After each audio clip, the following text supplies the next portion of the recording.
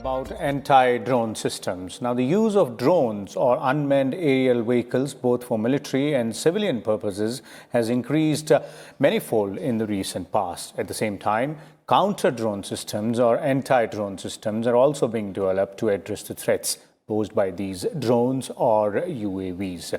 Today, we're going to talk about all these aspects, the threats caused by the drones or UAVs and how to tackle those threats, what kind of systems are being developed, and specifically where does we, that is in India, stand in terms of developing those systems. We have a distinguished panel of guests with us in the studio. For more on this, let me first introduce them to you, beginning with retired Lieutenant General Dr. V.K. Saxena, who is a distinguished fellow with VIF. We also have with us retired Group Captain Ajay Lele, senior fellow at IDSA, and Ajay Banerjee, the defense correspondent of the Tribune. Welcome, all of you gentlemen, to Rajya Sabha Television. Let me begin with you, Group Captain Lele, and let's start by understanding the threat perception, the threat caused by drones, because these unmanned aerial vehicles initially and now also are being considered a sort of a disruptive technology in terms of making everything reachable, easy, and also from the military perspective, very, very important. But there is a threat perception also attached to it. I think if you really go back to the history, drone systems are not new systems. They have been used in militaries for last couple of decades. But of late, the nature of a threat has increased significantly. There are various reasons for this. Basically, the miniaturization of a drone, which has become possible in recent times, if you really look at usage of a drone, it initially started as something what we call in military parlance as a force multiplier.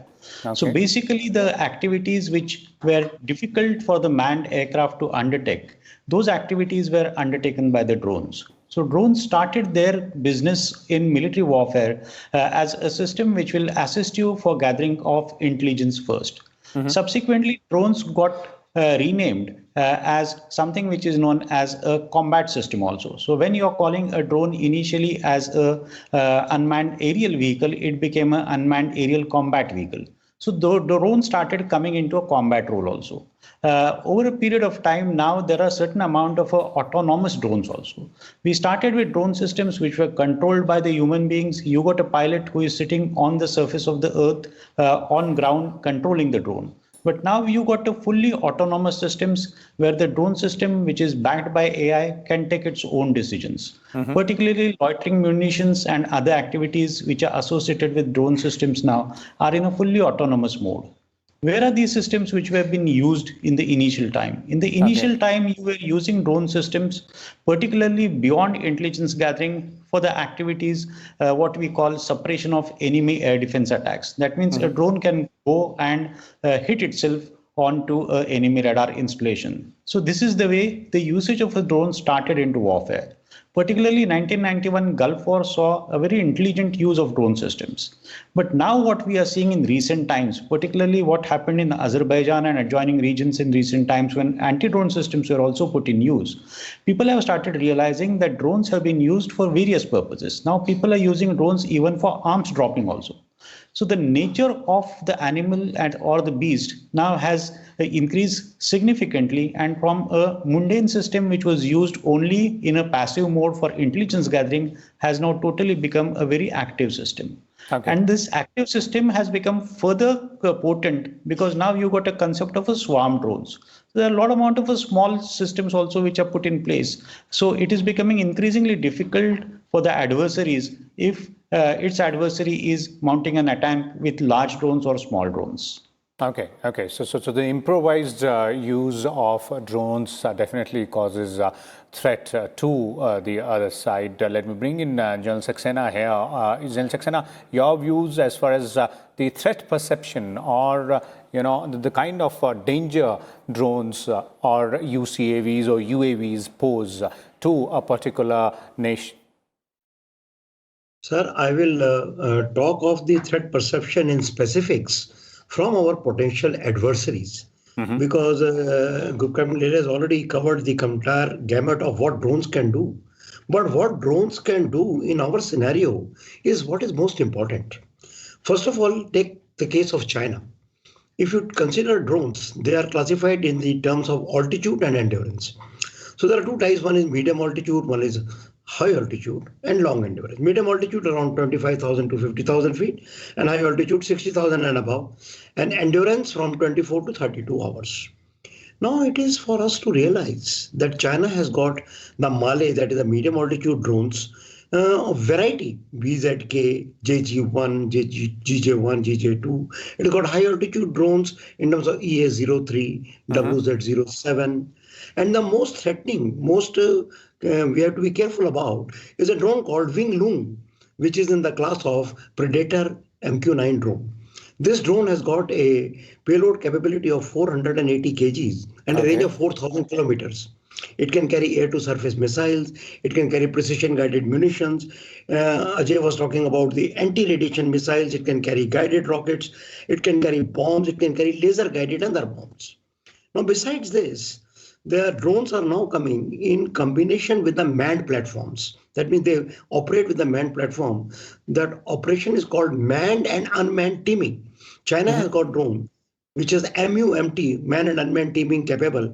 One is Winglong itself is capable. There is a drone called Skyhawk or Tiangying drone, which is very capable, and Yuanji 11. Swarm, Ajay brought out the swarm. China has got both rotary swarm as well as normal swarm drone. Coming to Pakistan. Now, Pakistan started long back with first generation drones, only intelligence and surveillance capability, Ibabil, Baz, Yaqub, Jasus, etc. Then it could not make drones on its own, so imported a large number of drones from many countries. From China, it imported ASN series of drones. From Germany, it got Luna. From UK, it got Snipe and Streak. From South Africa, it got Seeker. But something happened in 2009. When it failed to get the MQ-9 Predator from US, it started its own development based on its CH-3 drone of China. It developed a drone called Buraq. This Buraq drone has got a range of 1,000 kilometers. It's got a speed of 215 kilometers and a service ceiling of 7,500 meters. With this, it can carry guided bombs, rockets, air-to-surface missiles.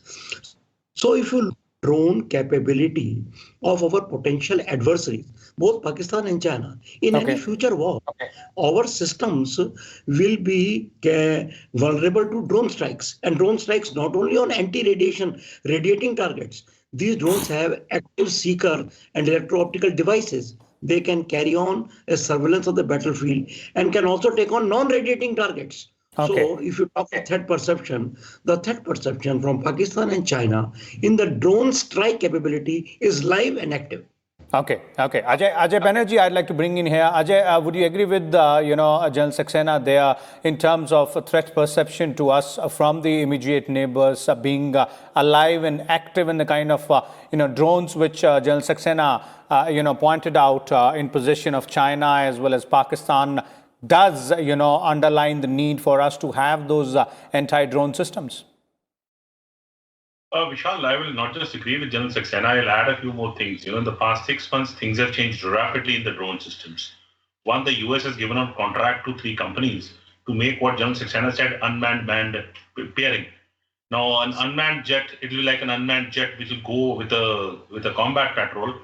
Probably the leader will be the unmanned jet and the manned jet will be behind. So unmanned pairing is that kind of thing the US is working at. They've given contract to 3 companies, as I repeat myself. Also, there is a talk of, or rather the US agency has spoken about air-launched UAV, which will be recovered in the air only. Means a big airplane will launch UAVs. The UAVs will do the job and come back to the aeroplane. They need not come back to the ground. So that means you can be operating far away. So that's called an air-launched UAV. By the way, we also have been speaking to the US about this air-launched UAV or a swarm drone from the air.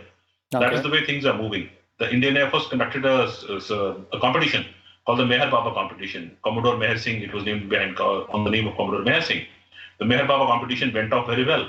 They even roped in a foreign consultant, if I remember correctly, to come and guide them. And an Indian origin American consultant was roped in to guide them. And the US and the Indian Air Force did some tests somewhere in the western sector. Also this January, the Indian Army carried out a test of a locally made drone made by a Bangalore-based company somewhere in Faridkot. It was also a success. So we are doing two things very well, one the Air Force is doing, one the Army is doing. these two things are happening on a small sector. But when we talk of the bigger range drones or the armed drones, that's where America has taken the lead, and possibly it is now amended its laws also to sell out drones to more countries. Like the Predator has been in the past 4 or 5 months being sold off to Morocco, to Taiwan, to UAE. By the way, UAE was buying drones from China, is now buying from back to US with the MQ-9B, the Predator, as John Saxena was referring to. And we have leased 2 of the MQ-9Bs from the US. So US has changed the laws. Things are changing very quickly in the drone world at the moment. And I think we are catching up, but a lot of catching up needs to be done in case of armed drones. The small drones, we are doing well. That's how I see it, Vishal. Okay, definitely things are changing very rapidly because this is to do with technology. Now let's talk about the entire drone systems which are required to go ahead and tackle the threat posed by these drone systems in possession of the enemy. Now, Group Captain Lele, recently we've seen a number of anti-drone technologies being demonstrated by DRDO, and some others are being spoken about or written about as well. So where would you place India in terms of the anti-drone system capabilities, and what is there which needs to be done from here onwards to ensure that we don't only have drones, but we also have the capability to tackle the threat posed by them? I think if you really look at the history of a warfare, for any sort of a weapon or any sort of a weapon platform, always there has been something which has been come to defeat it or to hoodwink it. So from that point of view, coming of or emergence of anti-drone systems is not new. As far as your electronic warfare is also concerned, you can always say that there is something which is known as the ECM, ECCM, so on and so forth. So all those activities are happening. Anti-drone techniques are there since early 90s. As far as India is concerned, I think we are just the beginners. But to put it in context, I think as far as anti-drone techniques are concerned, broadly speaking, they are based on 4 categories. One is a radar surveillance, audio surveillance or acoustics, then video surveillance and RF surveillance, so radio frequency surveillance. So based on all these things or a combination of these things, you try to develop anti-drone techniques. It's not only essential to develop only anti-drone techniques, because these are the techniques which are essentially passive techniques which will help you to detect the something. But after detecting something, how are you going to address that threat? Are you going to interject it? How are you going to address that? So there also you got technologies which have been developed, which are again dependent on either you get into the jamming part of it. So nowadays you got systems which are able to allow you to do a GPS jamming also, because most of the drones are controlled by the GPS technologies. So you get into either radio frequency jamming or you get into the GPS jamming also. Then there are spoofing techniques also which are used, where you take over the drone's communication systems and try to guide the drone, which is an enemy drone, based on your requirements and based on whatever the coordinates which you are feeding to those drones. Then you got other things where you can actually attack the drone also. More importantly, there are certain laser systems also which are in place, where you can use these systems, particularly put a directed energy attack onto the drone, try to ensure that the airframe of that drone gets disabled. Obviously, the drone will fall down. So as far as anti-drone techniques are concerned, first you have to identify the techniques for the detection of the incoming threat and how you're going to nullify that. So even for nullifying these threats, you got platforms which are available into various modes. You will have ground-based platforms. You will have platforms which are either based in drone itself. So it will be a drone-to-drone warfare also, or you got certain amount of handheld systems also which are there. This is basically a cat and mouse sort of a game. For every new drone technology, you will have to ensure that anti-drone technology also comes in. But before ending, I think I would like to make a point over here that the policy options are not only restricted to technologies. You need to have certain legal and other provisions also. That means how the country will use drone systems, what are the legal mechanisms for it, what are the rules and regulations, policy decisions which have been taken. All those things are very important, because every nation has got its own policies. There is no common policy which is available, and that's why every country is facing a lot amount of problems that how to address the threat of an incoming drone threat. Okay, definitely. That indeed is a very important part there. General Saxena, your views on India's entire drone system capability and then the kind of systems which we need to develop to tackle those threats which you were earlier referring to in your first answer. I will like to keep myself to specifics, and I will start by saying that for anti-drone technology, there are two major challenges which the country faces, and we have to look at it. What is the first challenge? The first challenge is detection. Because of the RCS, the radar cross section of a drone. What is radar cross section? Is the degree of detectability. Higher the RCS, the greater chances of detectability of a particular drone. This is the first challenge, very difficult to detect. RCS. Now, the Horov drone, which was used in Azerbaijan-Armenia battle, has got a RCS of 0.5 meters square. A normal combat aircraft has got a RCS of 2 to 3 meters square. F-16 has got 1.23, like that. So, this is first challenge. And what is the second challenge? Second challenge is penny versus penny. What does it mean? It means a few $100 drones need to be killed by a few $100 kill system. There is no point launching $1 million missile to take out a few $100 drone. So detection and penny versus penny are the two challenges India faces. How do we solve it? Okay. Firstly, India is solving it in 9 different methods. For as far as detection is concerned, radar detection, Ajay already brought out, the radar frequency band starts from 0.2 gigahertz to goes to 300 gigahertz. It is from HF to THS. But there is a particular frequency band, 6 to 15 gigahertz, L, X, K and Q, where the precise detection is possible. We are looking into that type of radars. And also the latest radar, which are active electronically scanned array radars, which can look at routes. But drone detection through radar is not the full solution. So we are already looking into electro-optical system. DRDO has already come out with one. What is the electro-optical system? Electro-optical system has got a day camera, a night camera, a laser rangefinder, and a processing device. It can take on a 3D dynamic image of a drone and show it to the operator against a clutter or a noise background in which it can be observed. Okay. An acoustic solution is also being looked at. These are all detection. Now, what about the kill challenge? India is handling the kill challenge in 9 different ways. What is the first way? Catastrophic kill. What is catastrophic kill? Launch a low power interceptor onto the drone and kill it through a catastrophic collision. The system in the word Cougar, Peregrine Eagle, ARD was developing such a system. I cannot tell you the success or failure of it. It is classified. Second is high rate of fire air defense guns. Now, you know that Zu-23 gun fires 1600 rounds per minute. Shilka fires 3400 rounds per minute. The Mushka fires 4000 to 5000 rounds per minute. The Gatling guns fire up to 10,000 rounds a minute. If you can detect the drone through electro-optical devices, you can take it on by this high-powered drone. Now, people have not gone to the air defense guns. They have gone forward. Navy has just ordered, recent past, a device, electro-optical device called SMASH. Now, what does it do?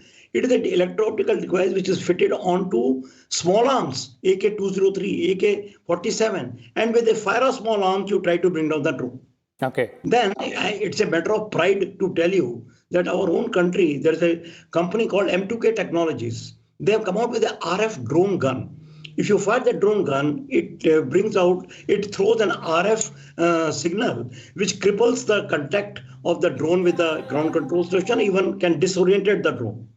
Then there's a solution called electronic fencing. DRDO is working on it. What is electronic fencing? You erect an electronic fence 500 to 700 meters. Any drone entering that area, you subject it to jamming attack for whatever happens.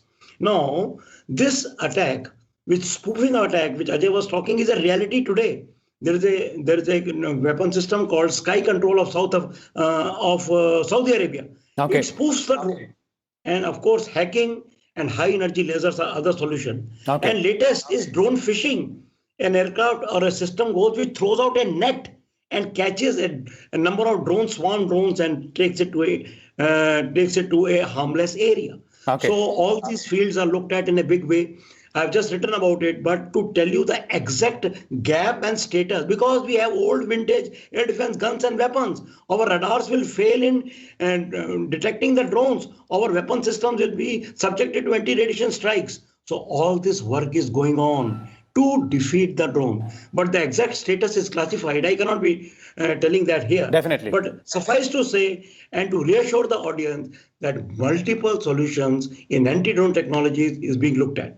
Okay, definitely. There are multiple solutions and they are being looked at right now. Let's have concluding comments from Ajay Banerjee here. Ajay, quite an apt, summary by Journal Saxena there in terms of the kind of options you have when you talk about anti-drone systems and the way India is working on that. So from here onwards, if you look at, the future and not only the utilization of drones, but as Group Captain Lele was pointing out, an answer to that is the anti-drone technology. Vishal, yes. See, how I see it is that we are doing very well, but I would also want that we do very good. We are actually doing very well with our allies, like the US and the Israelis also. We have been talks with them for this anti-drone technology for long, and some development has taken place in India. This anti-drone technology will have to come in if you have to survive in the future battlefield. One, you'll have to have drones. That is one part. Second, you defeat the enemy drones, small drones, armed drones, medium drones, high altitude drones, armed drones. There'll be multitude of, and I have just named 5 or 6. There could be 10 of those varieties. It could range from a tactical battlefield drone, which will just be 5 kilometers, to a high altitude, long endurance drone will be up there for 42 hours. You could be facing that kind of stuff. So that will need a wide range of anti-drone technologies. Okay. That could be a handheld gun, a laser gun, to even a long-range air defense missile. Iran recently brought down a US drone over the Persian Gulf 6 months ago. So a long-range missile was fired to bring it down. So that is the kind of thing, that is the kind of sweep of technology you have to defeat the drones of the enemy.